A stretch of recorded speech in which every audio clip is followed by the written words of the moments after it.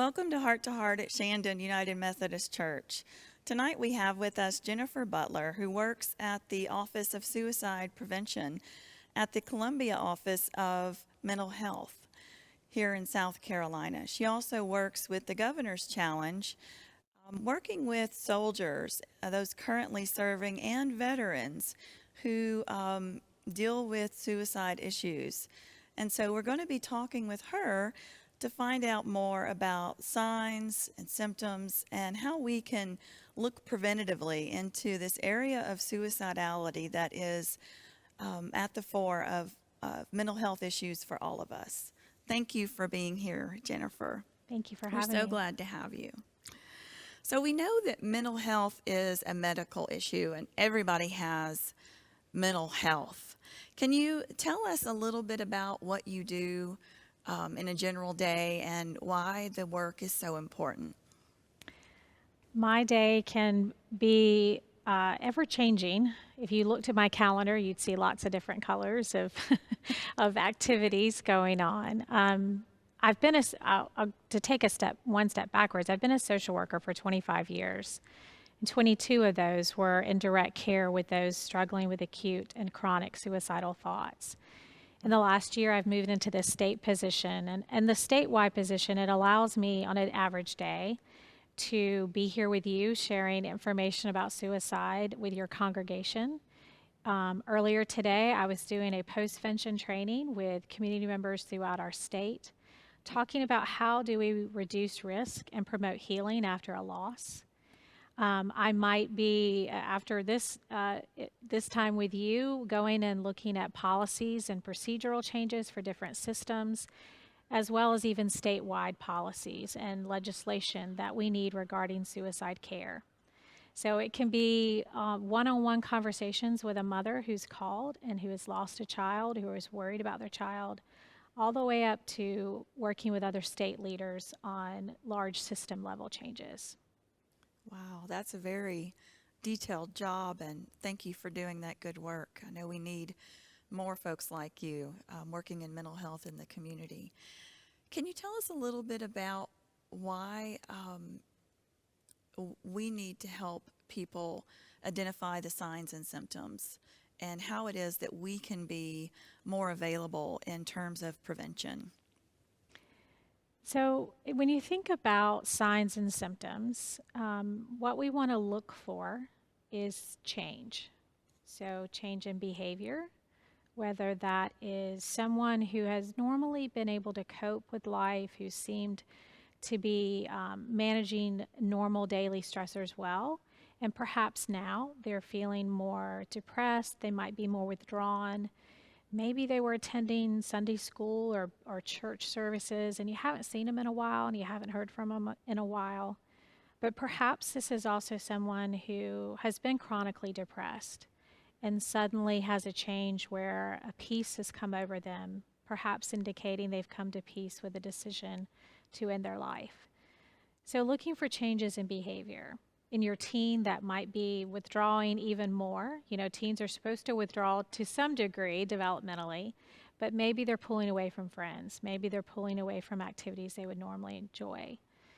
Looking for changes in language and thoughts. Maybe they're talking more about death. Maybe they're talking about being a burden. And looking for changes in emotion. That could be anything from crying more, being angrier, being more impulsive, taking more risk. Sometimes folks who are suicidal take a lot of impulsive risk because they're hoping something happens to them as a result of that risk-taking behavior. So looking for changes. In times of looking for changes, we also want to think about high-risk populations. That might be the LGBTQ population, that could be veterans, as you mentioned, that I work with, or active duty service members. But really, we're all at risk. Yeah. Because as you and I spoke earlier, I like to say we're all wonderfully human. And that means that for any of us, there could come a day where our stress, the darkness, overwhelms our normal ability to cope. And so what do we all do about that? We pay attention. We ask questions. Sometimes I like to remind people of, around 2001, we had the See Something, Say Something. And that was about if I see an unattended bag, I need to say something so that it doesn't explode and harm lots of people. We have to do the same thing with mental health and with suicide. If we see something, we need to say something because that suicidal crisis could explode and it could damage a lot of people.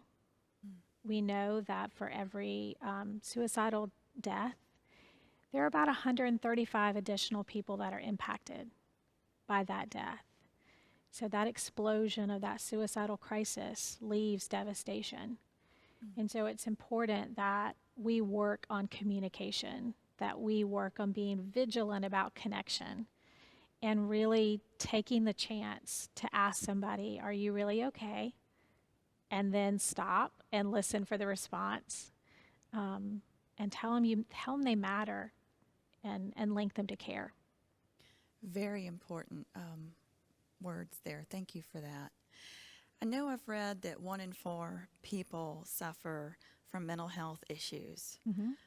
So mental health is something that all humans have, and most people don't die by suicide.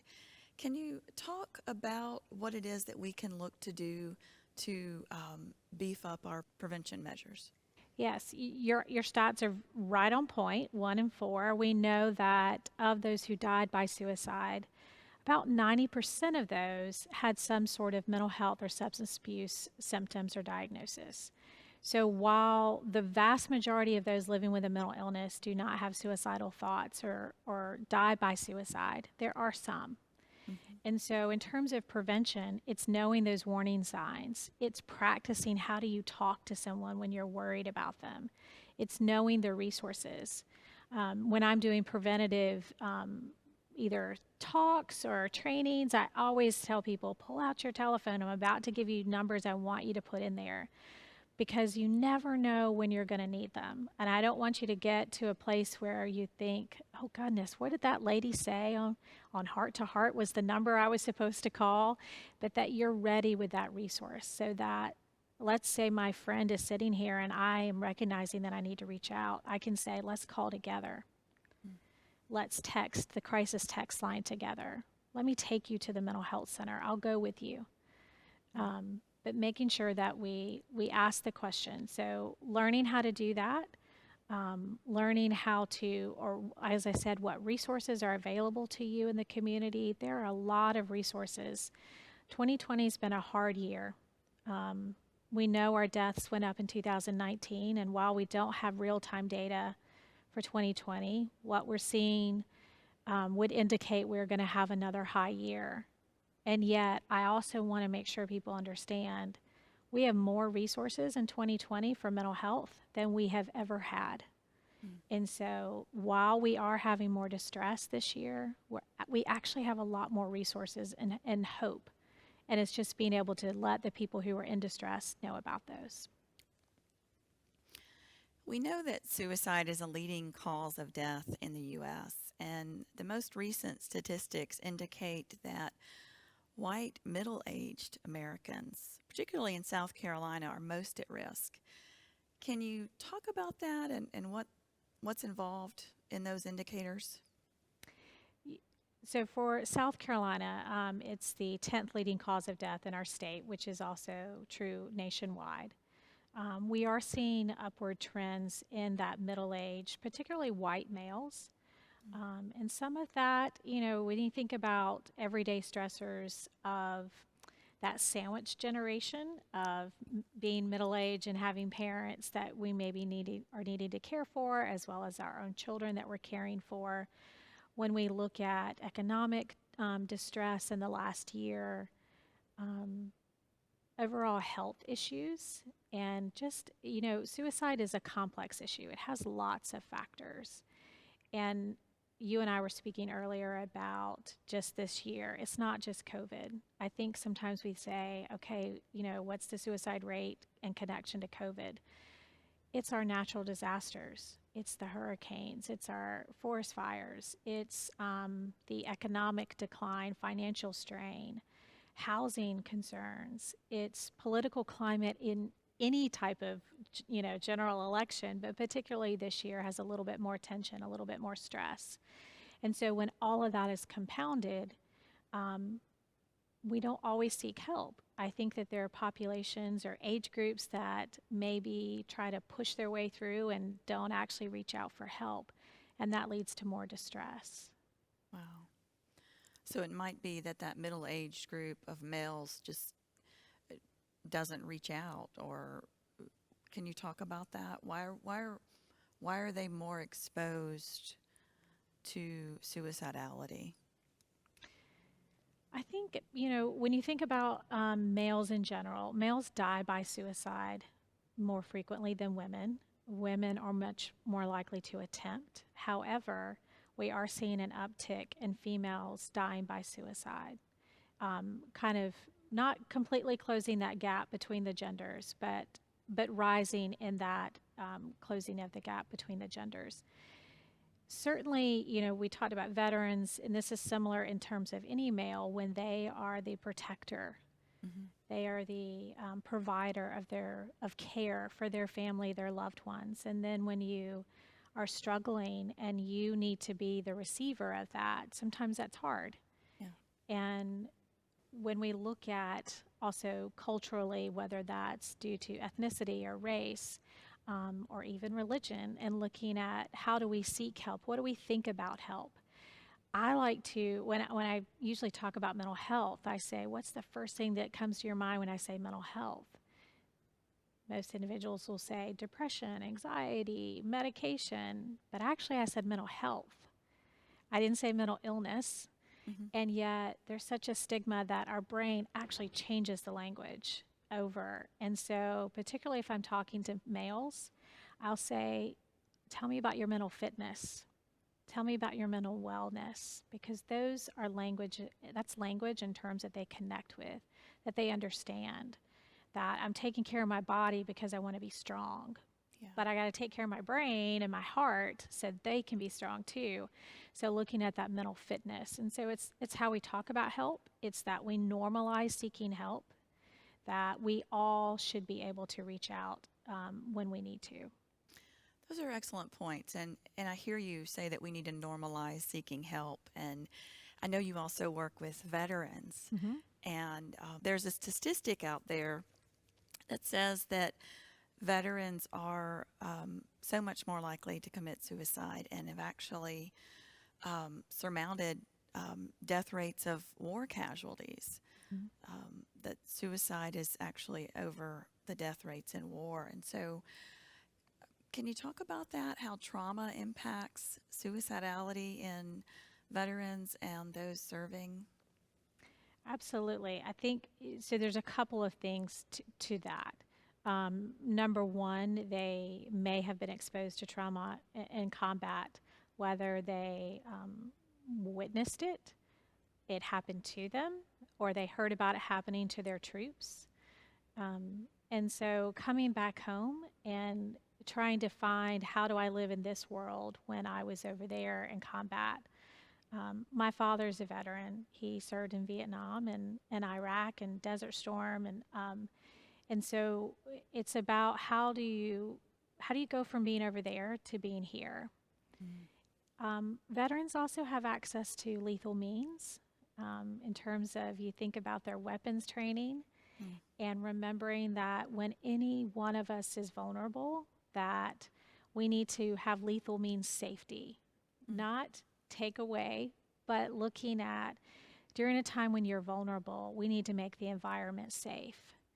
And so it's looking at their knowledge of weapons, their trauma. We know there's an intersection between trauma and suicidality, that vulnerability where, again, your ability to cope has been decreased. That's, what trauma symptoms are all about. One of the things that my office is going to be doing is launching an initiative in South Carolina in the next 3 years, or over the next 3 years, called the Zero Suicide South Carolina Communities of Care. And it is all about exactly what you said. It will be about training our community members, and I mean the person who's driving the Comet bus, the person who runs the restaurant, you here at church, the school teachers, anyone who's in our community, learning about trauma-informed care as a community and learning about suicide prevention together, because that's been the missing piece, is that we haven't had enough of those two combined efforts of trauma-informed and suicidality and our communities. The majority of people dying by suicide are not touching the mental health system, and they're not touching the VA as veterans. And so who are they touching? You, listening to this talk tonight, or they're touching their person at CVS across the street when they're checking out, or their pharmacist, their friends, their neighbors. And so that's why this, to me, is so important that you asked me to talk tonight, because this is what we need. We need everybody. Everybody plays a role to do this. So we need all hands on deck. Yes. So talk about this statement. Suicide is preventable, but if somebody really wants to commit suicide, they can't be stopped. Is that true or false? Or talk about that. So suicide is preventable. I don't want you to walk away, though, having heard me say that, if you've had a loss, and say, I missed something and I did something wrong. Because that's not what that means. What it means is that we know that if we can get to someone, if we can put time between them and their access to lethal means, if we can recognize a sign and symptom and act on that and link them to care, that we can save their life. We know that when we know better, we do better, right? And so I've lost 3 friends to suicide. My first friend was a psychiatrist. So by all accounts, he should have known how to cope. He should have known the mental health resources. We worked on a psychiatric unit in a hospital together. He knew the resources. But suicide doesn't care who it impacts. It doesn't, you don't you're not lacking in something, a willpower or a set of skills that leads you to that. So it's about kind of understanding, when we say it's preventable, it's about recognizing and taking those steps to act on it. But it's also about checking out. So I remember the day before Stephen died, and watching him be a little bit more withdrawn than normal, because he was a quiet person. But I really only remember that day because he died the following day, and that day stuck in my mind. And as we talked later, those of us who knew him and loved him, his wife had one piece of the puzzle. His business partner had one piece of the puzzle of what was going on with him. His friends had another piece. And yet none of us connected those dots. And so, not in a gossipy way, but we also need to communicate with each other if we're worried about someone. Hey, have you noticed that Joe is not attending Sunday school? I'm worried about him. What do you think we can go do to go talk to him? Again, not in a gossipy way, but in that way of connecting the dots. That's how we prevent suicide too, is that we talk to each other. We talk and we say, hey, I'm worried about you, but also if we're the one that's struggling, we have to be willing to talk. Because talking is what's going to save a life. It's going to be what prevents that death. So the more that we talk about it when we're not in trouble, when we're not in crisis, the more that we say, I'm okay for you to come talk to, or that I'm willing to own when I'm struggling, that's how suicide is preventable. So between friends then, it's like you said, you notice a change or a loss and then you react. How do we do that? The first thing I like to say to someone is, I've noticed this change. As humans, we want someone to see us. Not that you see me sitting here in a black and white, jacket, but that you see me and that you've cared enough to notice there was a change. And so if this was a conversation you and I were having, I would say, I'm worried. I've noticed that you seem a little bit more withdrawn lately. when I call you, you don't pick up the phone as often. And I'm wondering, are you thinking about suicide? And if you were to respond yes, then I'd say, I'm really glad you told me that because you matter to me. Tell me more. Sometimes we don't ask the question because we worry we have to say a lot. Mm-hmm. Actually, it's just saying, I'm opening the door and I want to hear you because what you have to say about how you're hurting matters to me. And so after we've maybe talked about how you've been hurting, then I'd say, you matter, what you said matters to me, and I want to get someone to help you. Mm-hmm. And I'm going to stick with you while we do that. So we might call the crisis line, we might call the mental health center, we might call your primary care doctor, but we would do that together. My sister passed away in 2015 from cancer. We like to talk about casserole illnesses. So cancer is one of those casserole illnesses, meaning we take a meal to them, Mm-hmm. right? When they're sick or when they've passed, or we send them a card, or we go sit with them at a doctor's appointment. When they pass, we don't hesitate to say anything because it's just like, oh my goodness, you've lost someone. Let me love on you. And yet with suicide or mental health, we don't treat those as casserole illnesses. And we maybe stigmatize folks because we're worried about saying the wrong thing. Just say you care and be there for the person. That's really all that's needed. Mm-hmm. So churches a lot of times, or Christians maybe in particular, have another layer of shame, if you will, over talking about mental health issues and suicidality and that stigmatizing shame that you've mentioned. How do we normalize the conversation in our churches and as clergy? What would you recommend? I think the first thing is sort of what you said earlier about that this is a medical problem. I have a heart condition, so I also mentioned I've been a therapist for 25 years. So I know coping skills inside and out. No matter how skillful I am, I can't control the beating of my heart. I have tachycardia, and so it races for no really good reason. Now, I can use coping skills to do things that don't influence that in terms of raising that risk factor. I can try to do deep breathing. I can try to make sure I'm exercising. But the reality is it's not about skill and how I'm able to impact my heart. It's about intervention and care, medical care, right? I have to have the medication to help me feel comfortable and to control that. If we start talking about that in churches and talk about mental health is a medical condition, and seeking help is what we would do for anything else. If I had a broken leg, I'm not going to debate with you whether or not I need to go to the doctor, right? I'm going to go and fix my broken leg. If I've got any other type of medical problem, I'm not going to say, should I pray this cancer away? Should I pray this broken arm away? Should I pray the fact that I need glasses away? No, I'm going to go to the doctor. I'm not going to say there's something wrong with me because I need to go to the doctor. I didn't do something right.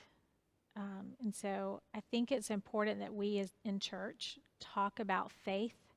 Faith and hope and connection are central to our Christian beliefs, and they're central to healing. And just like we want to heal from anything else, and that faith and that comfort and that peace we get when we're here in a sanctuary, we need to be able to provide that to each other. And we do that by having these conversations. So, Jennifer, Mental Health America came out recently with this statistic that says that mental health in America's youth is worsening, that there are more severely depressed youth in our country than maybe ever before. They're up by more than a few percentage points. Can you talk about why it is that you think that mental health in youth is worsening? Our youth are faced with I think, far more struggles than we were. When I was younger, um, if I was having a conflict at school, I didn't have, cell phones didn't exist back then, as my son likes to remind me. But, and so I didn't know about it until I went back to school the next day. I wasn't being bombarded 24/7. I like to remind folks of, when we had the flood here in Columbia in 2015, and I don't know about members of your church, but I know for myself and a lot of other people as adults, we watched that footage over and over again. It was on constantly on our local news stations all day long, that same footage. And if we as adults can't turn that off, how do we expect our children to turn that off? Mm. And so when they're constantly bombarded with access to technology, to access to social media, that can prevent a layer of stress that we didn't have even 15 years ago for them. It's becoming much more accessible for them to be on 24 hours a day, 7 days a week. We've also had an increase in, I think, the level of expectation and stress that faces them.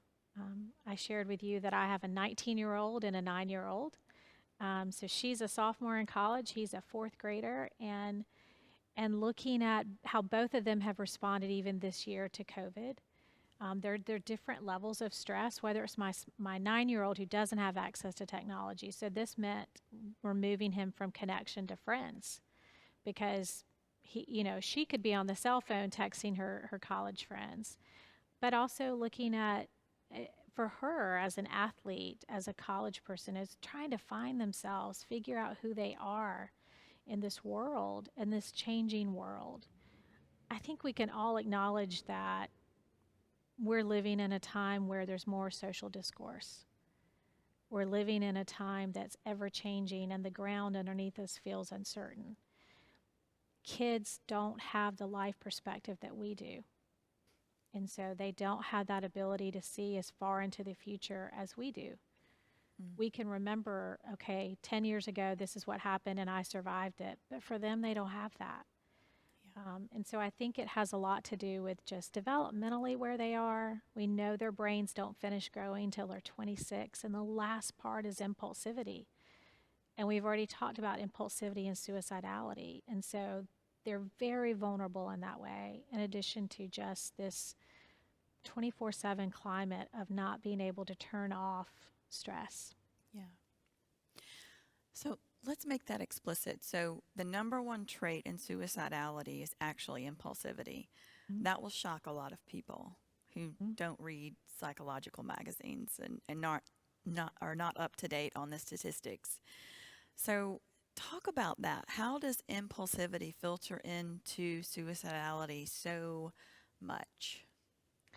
So when you look at the statistics of those who have attempted suicide, they would tell you that they they did it with less than about, for I think it's about 20 to 35% with less than about 45 minutes of forethought. For the next 30 to 40%, it's about, that 1 week to 2 weeks of forethought. It's getting to that breaking point of, I can't do this anymore, and I'm just going to impulsively go and do something that feels like would be an escape for me, a way to end this pain that I'm going through, because waiting out how long it might take me to resolve the crisis that I'm in is too long. And so that's why that lethal means safety is so important, because if you've noticed changes earlier on that maybe they're becoming depressed, that's the time to make your environment safe, so that if the breaking point comes and that impulsivity is there, the opportunity is not. So it is very important to understand that impulsivity. Yeah. And it definitely challenges the notion that we are so commonly taught that people who are going to commit suicide are going to make a plan. And so we have to learn to think kind of differently, that not everybody that is going to commit suicide or die by suicide has a plan. Right. Not everybody does. There are some individuals that do. But even that case, sometimes it's only a couple of days of a plan. Um, so, yes, it's those folks that maybe have been thinking about this for a while. And then it's other individuals who, again, the opportunity presented itself and they acted on it due to their stress. Yeah. Of people in youth with mental health issues, so many of them still are not seeking treatment. Can you talk about why there's this disjuncture between those who need treatment and those who get it and don't get it? Well, I think we don't normalize that need, right? That we all have emotions, we all have bad days. As a parent, I try really hard to role model feeling for my kids, to not come across as if nothing phases me, because they need to see us as parents having an emotion, coping with it, talking about it, giving them the words for it, and an understanding. When I say, "Yeah, I've got to call so and Doctor so and so and talk to them because I'm really stressed out and I'm really worried about things." You have to watch how much you tell kids because you don't want to overburden them, and making sure that we share at the developmentally appropriate age. But it's making it okay. It's giving folks the words for it. It's also giving them the hope that it will work. Sometimes we don't seek help because we don't think it will work. We say, well, what would be the point? I'm just going to go talk to somebody. What's that going to do? That's not going to get me my housing fixed or this or that. But it's also making sure that people understand you actually can feel better. That most individuals, 90% of individuals who survive a suicide attempt, do not go on to die by suicide because of the treatment they receive. And so, if we can get that on the flip side of before the attempt, we have a good shot of preventing that from ever happening. So, it's normalizing it, but it's also making sure we communicate to people there is help out there and it does work. So the greatest challenge is how to get people attached to that intervention, perhaps then. Talk about safe messaging and how can churches incorporate safe messaging? How do you utilize it? That's a great, great question because, we hear things all the time about, you might hear in the story, in the news, for example, when Anthony Bourdain or Kate Spade passed away. There were details that were released in the media regarding their deaths, particularly Kate Spade, in a unsafe way. When someone dies by suicide, whether or not the family wants to acknowledge that, we have to respect that. Even if we all understand that maybe the manner of death, it's up to that family whether or not they talk about it. But if they talk about it, how we talk about it matters. So we don't discuss how they died, the means by which they took their life, because that can increase risk and increase contagion in others. I already mentioned how many people are impacted by one death. And so if you think about those who are impacted, we want to make sure that the way we talk about it is in a way that does not increase their risk. So as we acknowledge that person's life, we need to focus on not their death, but how they lived, and also instilling that hope that it's okay to grieve, and here's what we do when we grieve, and here's how we're going to wrap around those who are struggling. So in that safe messaging of whether it's providing the sermon after there's been a loss in the congregation and talking about how do we connect with each other, that's part of safe messaging. It's not just about what do we not say, but it's also about what do we say, and providing that sense of hope. So we don't shy away from the conversation. No. We have those conversations. Have the conversation. And even if, let's say, there's a family that doesn't want to talk and say that it was suicide, that's okay. We all get there at the time that we feel ready to do that. We can still, as a congregation, talk about sudden loss, regardless of what that sudden loss was. And so a suicide is a sudden loss. And so even if you're not acknowledging it was a suicide, talk about the sudden loss and the impact on the congregation from that. So even though suicide is rare, it's still increasing, and we have some things that we can do to help foster its demise, right? But how do we remain vigilant apart from seeking intervention and utilizing safe messaging? What else can we do? I think it's getting involved. We'd love to come and provide a suicide prevention training, whether that's virtually during these times where we can't necessarily all be together. I think it's participating in suicide prevention walks. There's several virtual walks that will happen in the month of November here in South Carolina. The Saturday before Thanksgiving, we have International Survivors of Loss Day. It's being able to come together if you are a survivor of suicide loss, to be with individuals who understand that path of healing. It's making sure that we stay on top of our own emotional health, but we also have those conversations. Yeah. Well, that definitely gives us a lot of hope to know that there's not only all these resources, but tools within the community that we can invite in and resources to educate and that we can get involved in, and we can help normalize the discussion so that people can speak freely, and that will help deter the shame factor, right? When we bring it into the light, it becomes the light. It's no longer in the darkness. And so thank you so much for being here. I want to acknowledge to our Shandon folks that October is Mental Health Awareness Month. And so we had Jennifer Butler here this evening to talk about suicide prevention. Thank you, Jennifer, so much for being here. You've done us a world of good by helping us to normalize this conversation. God bless you. God bless you. Thank you. Thank you.